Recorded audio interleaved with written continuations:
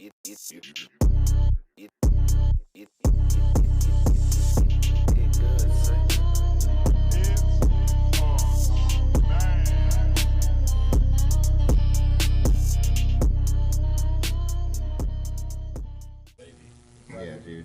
Can we close the door? Yeah, the glass door? Yeah. It's a good intro. I got it. A perfect intro Yeah, without that's, just that's going. gonna happen like the entire episode. Yeah, we have to act like it's not happening. What? Abby fucking your leg. Hugging your leg, sorry. Yeah, it's the hugs. I love you, Dad. She's trying to climb. She's falling down. Yeah, that's what I did to my dad too. That's not good. Oh, man.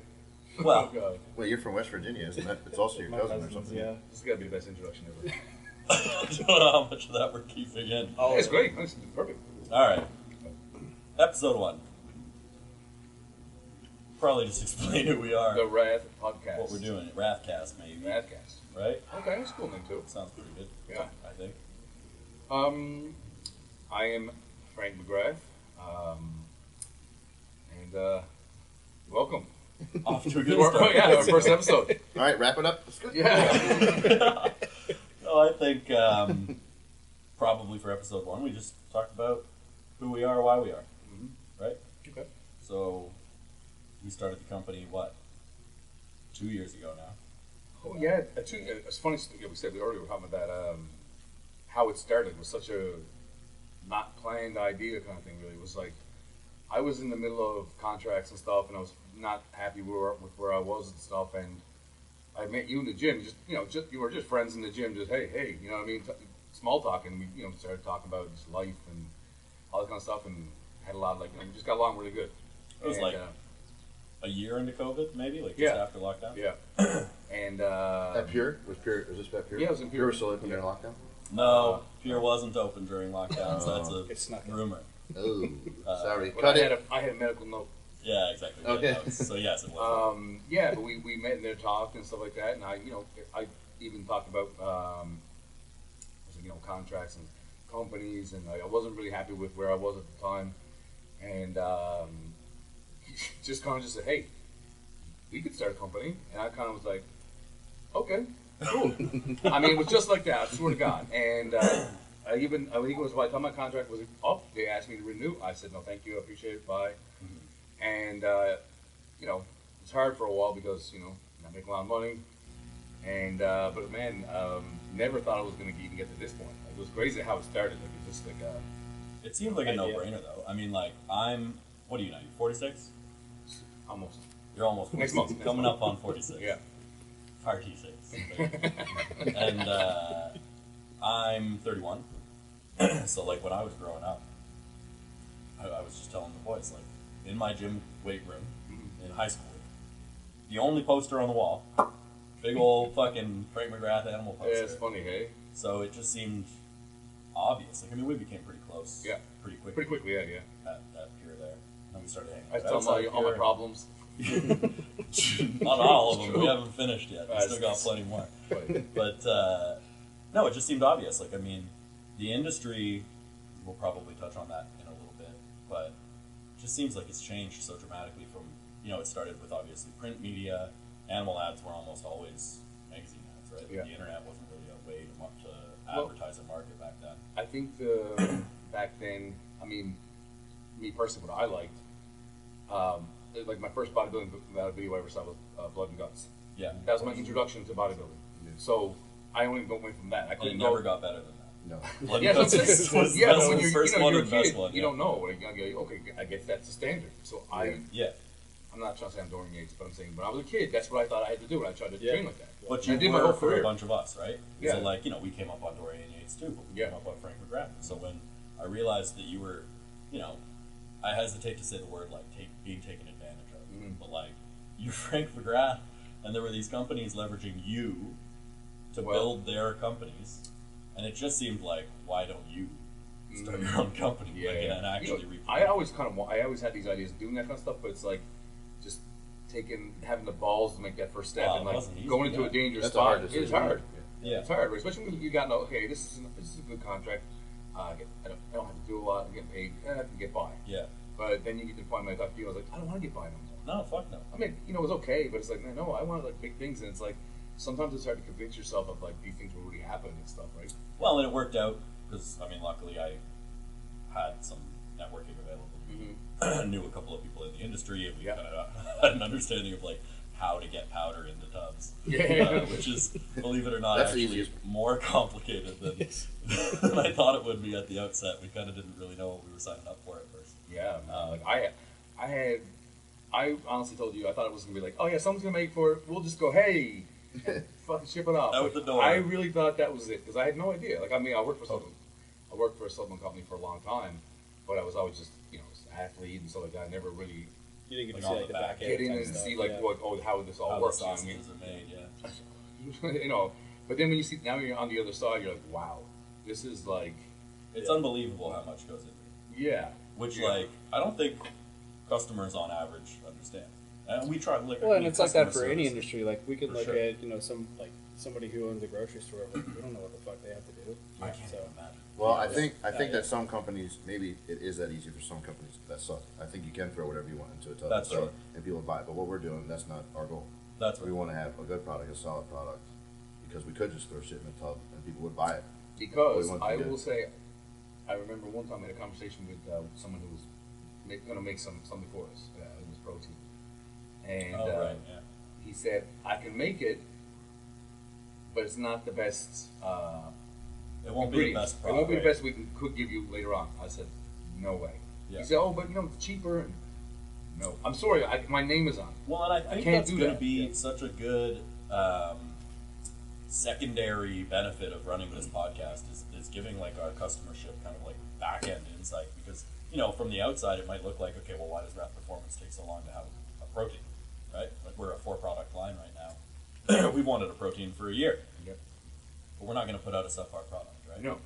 Now, even our existing products are phenomenal, and like I think one of the things that sets us aside before we get back into like who Evan is, who Mike is most of the what I guess you would consider to be like mainstream and established supplement companies have equity firms as the majority owners, Yeah. and they're so incredibly concerned with just the bottom line, and they can get away with effectively putting fucking rice powder in a tub and saying this is pre-workout. And they're so concerned about the margin, whereas we're concerned about our customers. Well, and I'm sure lots of there's people there's spout that. yeah, and there's brands that they start out wanting to keep on like the track that we're on and like keeping everything on the right path and keeping the community vibe together.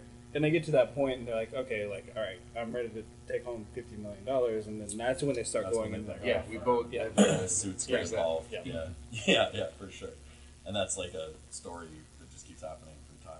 Right. Because even I'm not that we're going to say who people are, but like almost every single person that is involved with RAF and works for RAF behind doors that nobody will ever see, are doing it because they love it. Like we're all the guys like That's us, just regular fucking people. meatheads, yeah. Yeah, Right, it's right. like it's awesome, man. Like to start from like it's easy to make a company. I think if you got someone throwing $1 million at you, like Yeah. okay, yeah, Sure. great. We started the company We with started what we at had in something. our pockets. Yeah. it wasn't easy. But it's growing because it is good, Yep. and people love the Well- community aspect of that we're Yeah, the community aspect makes us who we are, but at the same time, we didn't start with products that were bullshit. You guys wanted to make sure the pre-workout was fantastic, which it is. The Best pump cap. We sat down. Even like I'm always worried about taste too. Like I want it to Right. be a great product, but if it tastes like shit, I don't want to drink that Some shit. of that Buckley's shit. Well, yeah, Yeah, you and a lot see of companies these. are because they're trying to mask the taste of some ingredient Yeah. that's whatever, right? Sure.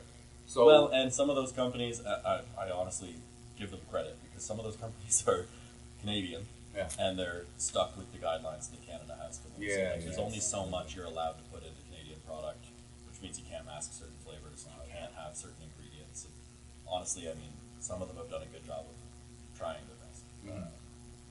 And Yeah, some yeah. of those products are phenomenal. But no, I think, like, I mean, I've said this to you guys a million times, it's just never been in front of a camera. Anyone can pay a company to put powder in a tub. And that's not, I mean, yes, our product is very good, and we are always going to be concerned with having the best quality product we can offer our customers. But what we're selling isn't supplements. right? Yeah. We're selling like a culture, an idea, and that's rap. Now, I think before we get more into that, it's probably worth touching on how we got Evan involved. That was a fluke, you know?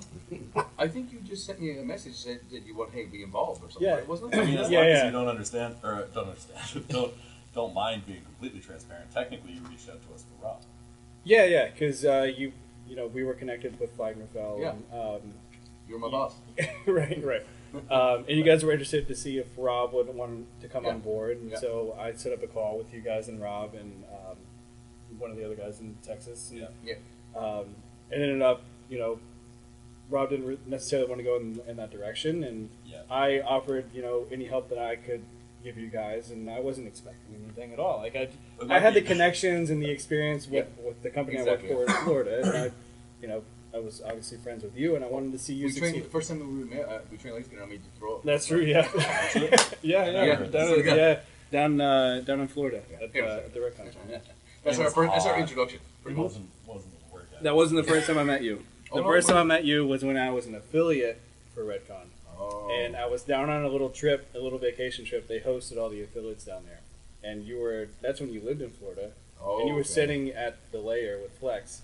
You looked like just pissed off at the world. And I think you were, because we talked about it before. And I was scared to say anything.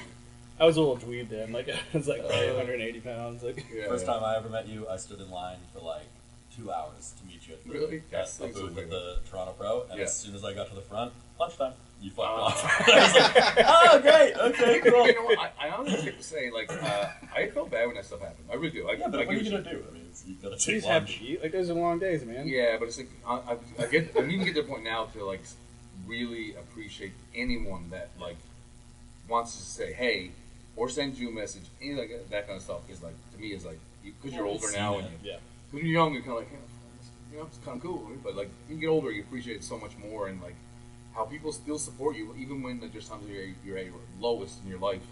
And a lot of times when people fall off, no one gives a shit. Yeah, that's You know what I mean? Yeah. So I don't know if there's something I did along the way of why people still care, even when you're not, on top and doing the best and competing and all this kind of stuff. And it's like, it's hard to say it about yourself, right?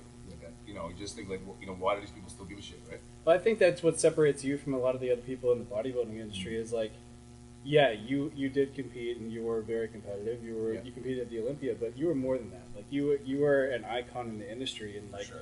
people had posters of you on their walls, and Yeah. Juice in Florida, Yeah. his whole battalion in Afghanistan or wherever he was deployed had your poster on the wall. Vietnam, Yeah, wherever he was. How old is you? It wasn't me. I'm not kidding. Yeah. But like all these people knew who you were, and some of them may have not even known that you competed. Yeah, You were yeah, just yeah. the guy. Well, and your You were that brand guy. was built around highs and lows, right? Yeah. Like a lot of bodybuilding is all just about It was the more glory. about just honestly what it was about being a guy trying to make it as a bodybuilder that really doesn't have much money, like a lot of normal people who are like, working a hard job all day and or school or whatever you're doing, and then trying to go to the gym, eat all your meals, and you're broke, and you know what I mean, like Yeah. it's a true story. That's what I really did. Like I was going to It's like university, real life. living on top of a pizza place. I just trying to No make apartment there, just the roof. Just on top of a it. Yeah, pizza. but just trying to make it. Yeah. It's just, but we just told that story of like just a guy trying to make it. Like Yeah. you know what I mean? And then oh fuck, my girlfriend's pissed off. I'm broke. I live in a dump. Fuck everyone. Doesn't everyone go through that sometime in their life? You know what I mean? Yeah. So I think people really loved it because it was like, man, shit, I lived like that when I was going to university, or I'm going through that shit right now. They can relate to it. So yeah, It's it's not not easy it's to not a guy relate come to- driving up in a sports car with a girl in a bikini. That's what I watched in the magazines. Guys are all shredded Yeah. at the beach, Jay Cutler, looking wicked, got the Corvette right there, and the chick, and everything. Yeah. You know what I mean? And that's what you think bodybuilding is like. That's what it's Yeah. about. Yeah. And you're slinging fucking shrimp. And I'm like, well, I'm doing it wrong. I'm here fucking like broke, living, gotta go order pizza right now, and Yeah. and these people are like, I'm like, what am I doing wrong? You know what I mean? Yeah. You never. When I did my first pro show, I was like, this is unbelievable. I got 12, and I was like, this is probably the best Don't experience tell of my me life. Yeah. But yeah, I was like so didn't understand that what you've accomplished. You're just like, I'm just working out, man. Yeah. I'm just working out, and bad stuff happened. I get through it, and I trying to go back for more. Yeah. That just seems to me like so Well, more. how did you feel after your first pro show at Place in 12? Like, what was the immediate thought? Dude, they wrote in the magazine because it's over and like the top 6 guys right in front, whatever like that. Yeah. Everyone's packing up leaving. I'm on this end of the side of the stage just watching. Oh, cool. I stayed and watched until the guy won. And they wrote about that. Yeah, they wrote about that. That's He fun. said Frank was in the shadows. I'm not joking. I swear, if someone can find that, that would be awesome. That's great. But they did write something about me in the magazine. Like the guy won. Yeah. I'm not trying to show off, but it was like me doing front double bicep. I weighed 240. I was a little soft, but I was still 240. And me doing front double bicep. My arms must have been 21 inches or something. I don't know what it was. Forearms or whatever. And they said the new phenom or something like that. You know. Wow, really? Even placing 12. Yeah, placing 12. That's Big, huge picture of me. I'm like, what the? Wow, that's cool. I was just blown away because I was 26. I'm from Newfoundland. Like I'm the only professional bodybuilder from Newfoundland. At the time. Now we got I was one. only 2. Yeah. You might find out who the other one is. One day. Yeah. the Yeah, next but like phenom. you're from a place where you have no clue what that means. Yeah. And I'm just like driving one day in my car. That my parents bought me because I won a turn pro. They finally got me a car. Because I was walking to the gym when I was doing that stuff. What kind of car was it? 1994 Sunbird, Ooh, there you go. 3.1 liter. Yeah. I had a 91 Prelude when I was in university. And that was much more recently. Dude, I watched the rust on this thing. Dude, this My thing baby. sounded like Apollo 13. It was just like, it sounded like a spaceship crashing all the time. It was my favorite car. It was awesome. Yeah, I had a yeah. guy stop me in the neighborhood. He's like, my wife is giving me shit because you're always ripping around here, you're street racing. I was like, I'm doing 30. Sounds like car a car just bag. sounds like I'm ripping, dude. I can't help it. I'm sorry. I'm just going to the YMCA. Dude, listen, my car at the time was a V6, and that was beautiful. When you're a young kid, you think Yeah, hell yeah. this, and it was the faster one. All 13 people in Right Newfoundland. for that are car. like- For that, you get a 4-cylinder, you get a 6-cylinder, and I had the nice, better one, right? Yeah. I would pull up next to Mustangs and put the car in, like, there's first and second and drive. I put it in first because I thought that she would take off better. I was like, I thought that thing was a rocket. When he's in a 5-liter Mustang, Saline Mustang or something, I was like, rust on it and everything. That's too funny. And he wouldn't even know. He's like, I'm gone. And I'm like, fuck yeah. Yeah. He didn't even care. Yeah. And he's like, probably going that way. He's got his turn He signal was in on. this turning He had lane. his turn signal on the whole time. Oh, shit, that's funny. Well, to get back, we got off Sorry. a little bit. No, that's perfect. We got off the phone with Ev, thinking we were calling to try to talk to Rob Bailey. Yep. And me and Texas turned to each other. We were like, so we want that guy, right? we want Evan in. And that's how we wound up bringing you on as a partner. It just seemed like you had exactly the right priorities, the right word. I thought you wrote me and you said, hey, Frank, I would like to be involved or something. I thought you guys He said wanted that. to be I involved, did, but yeah. he just wanted to be involved. He didn't want to be a part. Yeah, Didn't no. expect I'll to be tell you a why. part, Because I know Evan. Of course, I want him. But what made it even better? He's like, dude, I just want to help do what you're doing because I believe in what you're doing, and I don't care about work, money. Like, I don't just want to help. I want to be involved. And that's a And I perfect was like- way to touch on Mike. Yes, Because but our entire team, we've had, man, we're so lucky that way. Like, we have 30 people that have reached out and switched from whoever it is that they're with to come join us. yep. Because of the exact same. And that's exactly how we got in touch with Mike. So Mike's our athlete manager now, and he does a phenomenal job of that. And he's been incredibly hands-on with building our culture. Nobody. I Well, thought not he was really going to more say than this incredibly guy. handsome. Incredibly, I mean, that Incredibly goes without saying. handsome. You're on camera, dude. Everybody can see that. But you reached out to Frank, is that right? Yeah.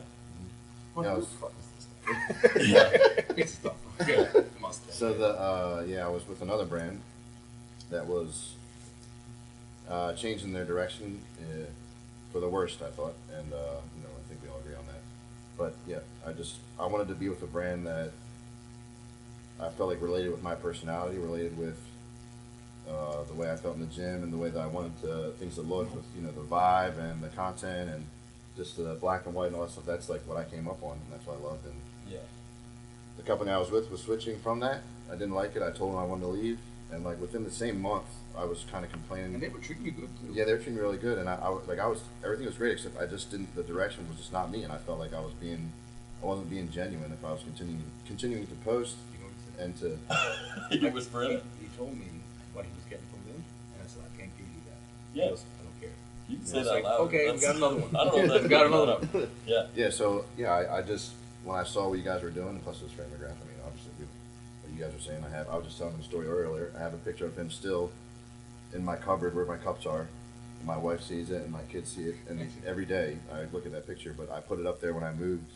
I don't know. It was freaking. I've had that picture since 2010, 11, something. Before that, and when I moved from my parents' house, I put it there like the day I was moving in, and it's still there. Yeah. But yeah, I just wanted to be with a brand I that threw all mine out. Got to know him, and I was like, no. I wanted He's to be with, burned well. with a brand where I felt like the way I viewed this industry or just bodybuilding and the love for it fit with me, and I think that's exactly what we're doing. It is. So I just was like, yeah, messaged him and said, hey, I would love to work with you guys. As soon as you guys you dropped on Halloween, right? It was the first drop. Yeah. I like, as soon as like the countdown when it went live on the 12:01. on the Instagram, I ordered my stuff, Yeah. and it came like it still didn't come yet. That's how long it took. That's when It took forever. Yeah. my first heart attack happened. Yeah. Yeah. Well, we've had that happen Yeah. a handful of times now, and again, I think that's a handy thing to talk about on the podcast. It's like full transparency. I don't think very many other companies have the opportunity for that. Yeah. But it's a bunch of fucking meatheads working out of a warehouse we bought in West Virginia that, like, we wound up doing a pre-order. What? I mean, weeks yeah, ago. it's happened with merchandise and some of the supplements that we've re-upped on. It's like, a number of times. You that we switch wind up- manufacturers and you're in a new location. Yeah. You don't take into account moving things across the border, and it like puts us Oh. behind. That was a shit show. And Water. yeah, we lose sleep, and We got a close You guys heartburn. take the brunt of all that stuff. Well, that's our job. Yeah. But, I mean, when we did our first pre-order, we expected a 6-week lead time. It was 10. That was the most stressful thing that's ever happened to me. And then this most recent one was twice as bad. And it's really just that, like, you don't, it's a learning curve dealing with manufacturers, dealing with shipping companies that, You're an expert now. almost. Maybe next year. But, And You know, it's they- kind of like you have to earn your stripes too. Like if you're a company that's been around, a brand that has, brought in all these new products, and you've been around for a while, you're more than likely you're going to get your products faster. And if you're newer to the industry, it's not to say that you're not credible or whatever, but like I said, you have yeah, to I earn your guess if stripes. people are ordering, 200,000 Sure. units of Yeah. whey protein made. Yeah, I guess so. I don't know. I don't know what it is. I think it's just that we've learned to, like, expect the worst when it comes to someone trying to, like, pitch us an optimistic lead time, right? They'll be like, oh, we'll turn that around in 6 weeks. And we go, great, we'll have it to our customers in 6 weeks. And we tell them that, and then it winds up being fucking 10. That's the worst thing. I do get a lot of messages from people if they've gotten something, haven't gotten it, and I try to explain we appreciate everything we got, but like stuff just happens. Sometimes we get no control over it. You know And what I mean? it'll be streamlined. It'll get better over time. Yeah. But we've also had, our customers are fantastic. Like, everybody's been super understanding. Because it really is that we're doing this ourselves. Like, it's not, we don't have some $100 million venture fund capital behind us trying to help us streamline this. It's, we're learning it as we go. Yeah. But I think we all had. So I've always been an athlete, so I know the side of being the athlete, and I know the side of being a customer of like bodybuilding magazines, and supplements, and everything. I mean, I was that guy too. Evan's worked for a few companies that try to do the same thing. Yeah, totally. I mean, you've competed. You're a respected power lifter. Competing in bodybuilding was a long time ago. Yeah, but you did it. You still did it. You know what it takes to do it. So you're not like just some guy that just has no idea about bodybuilding. Because not that Rath is about bodybuilding. I'm just saying about training. Yeah. Mike's competed many times and been involved with some of the companies as well. Like really involved with them. So it's like everybody has experience. Yeah. And On the other end. Yeah. yeah. You know what I mean? For sure. Being on the outside, looking at you don't know. Well, it's good. I mean, You I know think it's what's great going to on. have people that you've been a customer of buying stuff, so you know what you want. Yeah. And you put that. We all do. Yeah. So we take all that and say, hey man, I used to be that guy that wanted the good stuff and whatever, and Yeah. you know what I mean. I want quality stuff, and I want someone to lie to me and get some bullshit. You know what I mean? So like, I don't want to. That's true. So I feel like because we all have the experience and been on the other side, that we would never do that to our we make the best stuff we can. You know what I mean? Right. Yeah, we paid our dues a little bit on the other side. So it's like we're adding that. It's like sometimes we have a supplement company. I've witnessed it. the people who own the company don't know nothing about bodybuilding or powerlifting, nothing. They're just number guys and just okay, yeah, do that. Yeah. And they have other people working for the company that are like the creative people that like just work in the office. You know, they're not owners or anything like that. Yeah. We're different. We're the owners, and we've done all that stuff. Everyone's competed. Yeah. You know what I mean? We're all good at what we do. Yeah, So too bad for powerlifters we couldn't just figure out a way to get like a lot of pizza in a tub. I mean, Chicken tenders. Yeah. Chocolate weight milk. gain shakes. So that worked great for Yeah. me. Because when I was young, I did a lot of weight gain. No, I'm fucking around. We will eventually Pizza launch a flavored weight gain. No, but I'm saying I used to drink that stuff. It was crazy, man. Yeah. Because when I was that age, like that like teenager, Yeah. I'd get Mega Mass. Was it Yeah. 4,000? Was it 3,000? I don't know. I was 9,000. used to 9,000. I love Fucking nasty ass shit. What was the You put on weight, Russian you boy. bear? It was like the Russian bear drink or whatever. It had like 9,000 calories. No or way. something. Oh. Yeah, I never heard of that. Yeah. We definitely Those are didn't the- have that in Canada, I promise. it was legit. Someone's gonna comment on this and tell me But, I'm this, wrong. but I'm saying though, that's the story I just said. I'm sure everybody out there has experienced getting supplements and stuff that they had no idea about, and they just thought they were going to be. Yeah. Yeah. You know what I mean? Yeah, So yeah. like we're the same. We've been in the same situation as other people have been. We're still know what it feels like to be the consumer, Right, of a fan of bodybuilding and or whatever. You know what I mean? Like we know what it feels like to be on their side. So that's why I think it's so good that we understand what they want, so we can actually give them what they want. Well, and have a little, let's call it like veteran insight into like what they actually need as well, Yeah. right? Yeah. Like, we're not just giving them bullshit and slapping a price tag on it. It's quality. I think sometimes the people sitting right here also, we get really frustrated about, like we were just talking about, telling stories about how things took long, whatever, and we have a standard in our minds where, because we have been those people, we're like, it's got to be this way. We don't want to. right. We don't want anyone to go anywhere else to buy anything. We don't want to lose anybody, so we have this standard in our minds where it's like this.